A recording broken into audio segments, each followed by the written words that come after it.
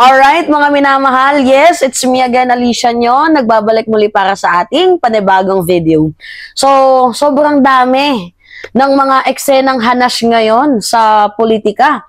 Like, for example, itong travel scandals ni Vice President Sara Duterte, 'di ba? Yung kanyang paglalakwatsa at yung ginagawa niyang pararali-rali ba? Oo, doon sa ibang bansa na nagpo-promote ng hatred, 'di ba, sa Philippine government. Pangalawa, yung flood control scandals, 'di ba? Yung DPWH Ghost Project, tapos yung DBM under pressure. So, sobrang daming eksenang ganap, 'di ba, sa politika ng bansang Pilipinas. But amid of all those chaos, 'di ba, tingnan ninyo, sino nga ba talaga ang gumagalaw? Tingnan niyo yung article na yan. Top government officials, Philippines Boses ng Bayan, RPDM, Trust and Approval Ratings. Oy, baka mamaya may magsasabi na naman kapag hindi pabor sa kanila. Abay, baka edit lang yan. Ay, binayaran yung survey na yan. Actually, gano'n naman talaga eh. Yung typical mindset ng mga DDS, well, syempre, when we say DDS, wala talaga ibang ginawa kundi manira. Literal, gano'n talaga sila. Pero mga minamahal, tingnan ninyo action speaks louder than words. Kasi yung ating presidente, hindi siya yung mahilig ba magsalita. O, more on kumikilos siya sa gawa. Yung ating presidente kumikilos at dahil po yan sa tulong ng House of Representatives. Makikita natin na mas malaki ang tulong ng House kaysa nga po dito sa Senado. Bakit? Sa Senado po abalbalan eh. O, tingnan nyo, nagpapagawa ng hearing na moro-moro, nagpapagawa ng hearing ng mga senador na paghuhugas kamay lamang sa kanilang mga sarili. So, nonsense! Walang kwenta, puro buaya ang loob ng Senado. Samantalang dito sa House of Representatives, dito nga po sa pamumuno at pangunguna ni House Speaker Martin Romualdez, tingnan ninyo, 3 years na, walang gulo, tahimik na nagtatrabaho ang Kongreso. Hindi ko nga alam ba't nila binabash itong si House Speaker Martin Romualdez dahil ba yan sa mga paninira ni VP Sara Duterte kung kaya't binabash nyo ang taong nagtatrabaho lamang ng maayos? Well, ano pa nga ba nga asahan natin? Same also dito sa, same concept dito din sa ating presidente, even though na nagtatrabaho ng maayos, di ba, hinuhusgahan pa din nila. O, tingnan ninyo, pero kahit ganun pa man ang ginagawa ng mga DDS, tingnan ninyo yung track record, tingnan ninyo yung trust rating, yung approval rating, yung satisfaction rating, di ba, ng ating presidente at dito nga po kay House Speaker Martin Romualdez. And by the way, mga minamahal, I don't know why the other congressman want Martin Romualdez to be, you know, umilalim, di ba, tawag dito, palitan. Kasi di ba, nagkaroon ng shake off, talagang ginunaw ang mundo ng Senado. Nagkaroon ng regodon, 'di ba? Kaya napatalsik itong si Escudero. Dahil nga po dito sa budget insertion. Ngayon, ang gusto din nilang mangyari, magkaroon ng regodon. Dito nga po sa House of Representatives, which is sipain, pitikin, patalsikin, alisin, kung ano pa mang tawag doon, kung ano pa mang term. Itong si House Speaker Martin Romualdez, like mapapaisip po na lang, bakit ninyo sisipain ng taong nagtatrabaho lang naman ng maayos? Kung hindi dahil sa lower chamber, kung hindi dahil kay House Speaker Martin Romualdez, do you think marireveal yung mga senador na sangkot sa anomalya? Dito nga po sa flood control? Yung pagnanakaw nila sa kaban ng bayan, sa tingin ninyo ba marireveal yan kung hindi dahil dito sa trabaho, sa excellency ng House of Representatives? Sige nga, Aber, meron pa ba tayong maririnig na for the 3rd time, meron na namang sangkot sa anomalya? Diba? Gets ninyo?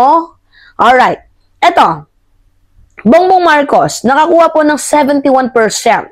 72 trust rating and 70% approval rating.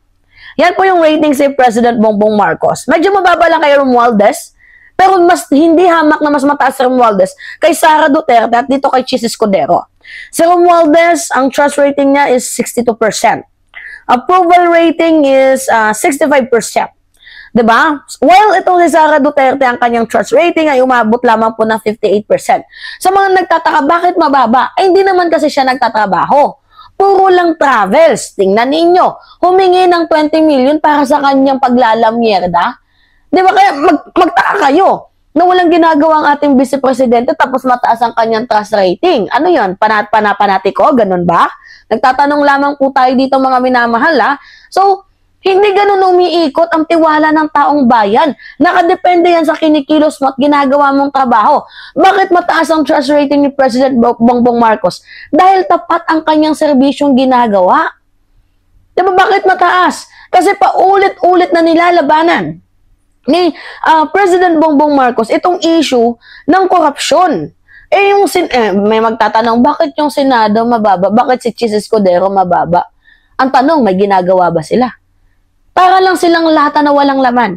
Sobrang ingay. Maingay sila. Wala silang tinatawag na accountability. Wala silang tinatawag na public transparency. Kumbaga maingay lang sila. Diba, kinakalaban pa nga nila minsan ng palasyo eh. Hindi talaga sila literally na nagtatrabaho ng maayos. Alam nyo kung ano lang ginagawa ng mga senador na to? Nagpapahiring ng bogus. O modus-modus ba?